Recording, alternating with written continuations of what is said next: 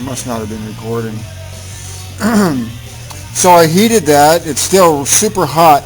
And to start the heat on back here, get this red hot here and start the bend. And when it starts bending, then you move your heat forward and keep getting it hot forward. And that way it bends around nice and smooth. If you heat it in the center first, then you get a lump. It doesn't look right when you bend it. It looks like crap. So if you move the heat as you bend, it looks nicer.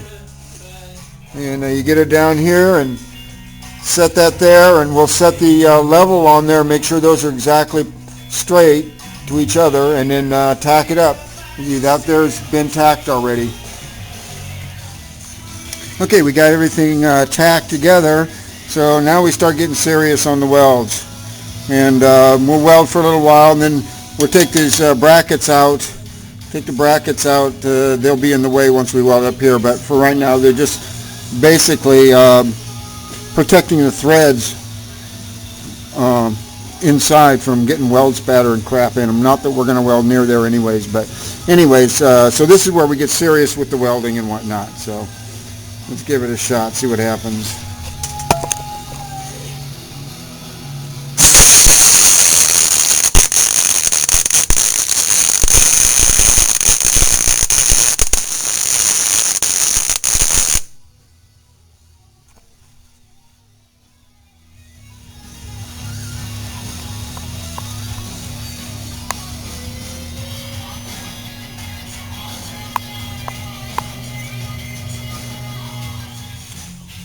All right, I've put some commander welds on there, and a lot of that metal is for grinding.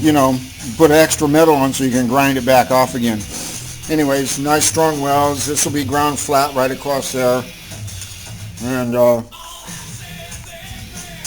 that's welded together. You don't have to weld any more than that, which is more than enough anyways, but they're going to be a flat.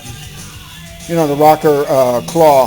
The rocker claw goes right there. So there's going to be a lot more metal there anyway, so don't worry about it.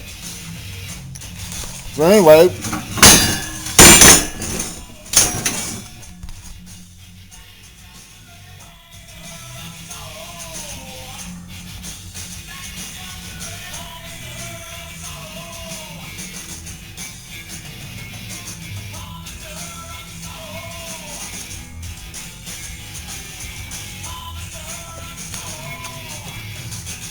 now this is tough enough to take any kind of beating you want to give it. All right, this is a bulletproof sort of thing. This is like military grade. All right, so what I did was I held the front end up on. I held the front end up on the triple trees in position, with my knees and stuff, and then measured. Hole to hole, what I needed hole to hole, and added just a little tiny bit for clearance. You want this strap down here to be as short as you can make it. Okay, and this one up here needs to be whatever it needs to be in order to make the front end the right length. So we do the shortest one first, and then we bolt it on, and then we'll know what to measure that. So that's what I did. And then okay, I cut the straps, the lower straps, and it's fat 2 1/4, more like 2 3/8 between the holes there, and they're welded together on the ends. So when I drill the holes, they'll all be the same, and we'll knock them apart and put the front end on and see what happens next. Okay, that's it. I took the 2 straps and drilled them back there on the drill press, and drilled them and screwed them on and got it kind of tight, and so that the front end is aimed right out the axle. Okay, and cranked it down and got it squared up and made sure that this triple tree is parallel to this one. Okay, and so everything is nice and square. And then we measure this distance right here to hold the hole, and that's how long we make the straps. And it's all based on getting that pointed in that direction pointed at that axle. You know, if the axle was higher up or whatever, then you'd have a different strap length right here. And this is how you adjust for things like that, you know.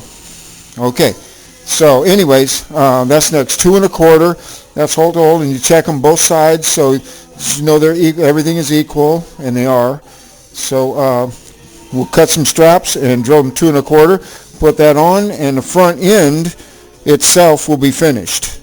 And then we'll go and concentrate on the suspension system for the front end.